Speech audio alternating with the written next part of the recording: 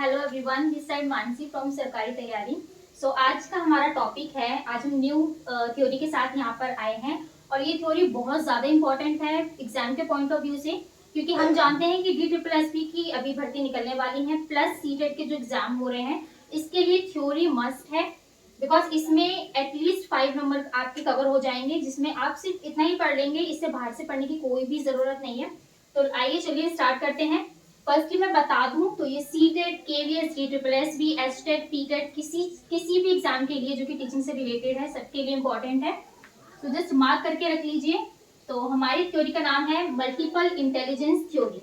Intelligence theory में से सबसे फेमस जो है थ्योरी है हमारे पास, और इनका आपने नाम सुना होगा। ये एक साइकोलॉजिस्ट हैं, हावर्ड गार्डनर। गार्डनर की थ्योरी लेकर आज हम आए हैं, जो कि साइकोलॉजिस्ट हैं, बहुत जाने माने हैं। इन्होंने क्या किया था, 1983 में एक बुक लिखी थी, उनकी बुक का नाम है, वैसे ही इंपॉर्टेंट है एग्जाम के पॉइंट ऑफ व्यू से, बस थोड़ा सा हमें नॉलेज भी रहनी चाहिए अपार्ट फ्रॉम द सिलेबस। तो इसके लिए है कि इन्होंने एक बुक लिखी थी 1983 में, उसका नाम था द फ्रेम्स ऑफ माइंड।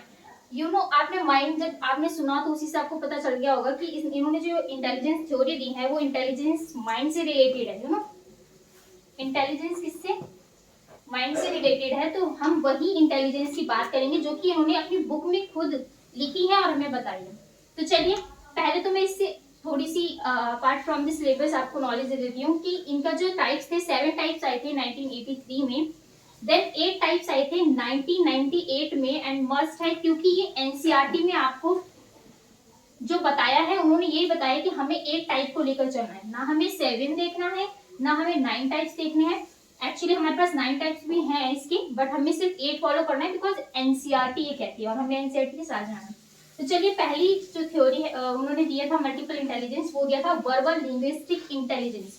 जैसे कि नाम से पता चल रहा है, वर्बल लिंग्विस्टिक यानी लैंग्वेज से रिलेटेड है। तो well developed verbal skills and sensitivity to sounds, meanings and rhythm of the words. तो इसका मतलब ये है कि जब भी आप कोई भी साउंड, जिसको बहुत ज्यादा नॉलेज होगी या फिर जो परफेक्ट होगा साउंड, मीनिंग, रिदम में वर्ड्स की, if I am telling you develop, तो आपको पता चलता होगा कि डेवलप का मतलब क्या है, डेवलप कैसे बोला जाएगा। तो उस इंसान को इस चीज की बहुत नॉलेज होती है, तो उसमें ये इंटेलिजेंस पाया जाता है। और ये किस किस में पाया जाता है? फर्स्ट हो गए editor, journalist, lawyers and poet. तो इन सब में आप खुद ही पहचान गए होंगे कि इनमें हमें क्या पाया जाता है, वर्बल लिंग्विस्टिक इंटेलिजेंस। देन हमारा सेकेंड इंटेलिजेंस उन्होंने दिया था लॉजिकल मैथमेटिकल इंटेलिजेंस, यानी जिसका गणित बहुत स्ट्रांग होता है, या फिर वो उसी को पकड़ बनाकर अपना आगे की जो गोल बना लेते हैं और उसको अचीव करते हैं।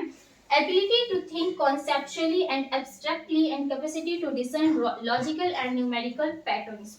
यानी आप मैथमेटिकल में, न्यूमेरिकल में अगर मैं आपको बोलूं कि 297 इंटू 15 कितना होगा, तो आप बहुत जल्दी से बता देंगे अकॉर्डिंग टू द पर्सन, उन्हें जिन्हें कम नॉलेज होगी मैथ की। ये कौन से लोग होते हैं? जैसे आपके हो गए बैंकर, आपके हो गए सीए, या फिर मैथ के टीचर। ओके, इनके जो मैथ होता है बहुत ज्यादा स्ट्रांग होता है, उन्होंने ये बताया था हमें। थर्ड हम चलते हैं स्पेशल विजुअल इंटेलिजेंस, यानी इनकी विजुअलिटी जो होती है ना बहुत ज्यादा स्ट्रांग होती है।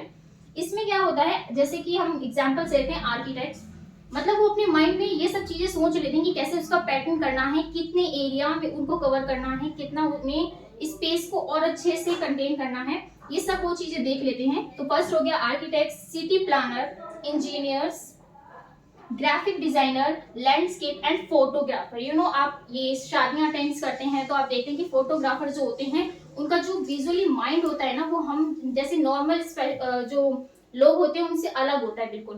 तो उनमें ये चीजें होती हैं, कैपेसिटी होती है कि वो विजुअलाइज कर सके किसी भी चीज को एक पैटर्न में, एक सिस्टमेटिकली पैटर्न में। फोर्थ हम पढ़ेंगे बॉडीली काइनेस्थेटिक इंटेलिजेंस, यानी ability to control one's body movement, यानी कोई पर्सन अपनी बॉडी को कैसे मूवमेंट को कंट्रोल कर सकता है, ये सारी चीजें इसमें होती है। जैसे एथलीट, उन्हें बॉडी का किस बॉडी में कितनी मूवमेंट लेनी है, या फिर आपको जंप लगाने के लिए पहले ही माइंड में रखना पड़ेगा कि आपको कितना पैर खोलना है, देन आपको जंप करनी है। तो ये सारी चीजें होती है। डांसर, बॉडी की बात करें तो डांसर सबसे पहले आता है, क्योंकि हम ये नॉर्मली देखते हैं कि डांसर की जो बॉडी होती है उन्हें कैसी मूवमेंट करनी है, कितना कर्व लेना है नहीं लेना, ये सब उन्हें पता होता है। तो आज की क्लास में हमने ये 4 टाइप की इंटेलिजेंस कवर की हैं। ये है पार्ट 1। नेक्स्ट हम मिलेंगे पार्ट 2 में 4 और इंटेलिजेंस कवर करने के लिए। सो सब और ये सारी चीजें आपको ध्यान में रखनी है, नोट्स बनाना है, बिकॉज एग्जाम आने वाले हैं, बहुत इंपॉर्टेंट है। प्लस आपको सबसे मेन इंपॉर्टेंट है कि लाइक सब्सक्राइब करना नहीं भूलना है, और कमेंट्स करिए, बताइए अगर आपको पार्ट 2 में और डीपली में चाहिए तो आप मुझे बता सकते हैं। बाकी मिलेंगे पार्ट 2 में। Thank you, bye bye.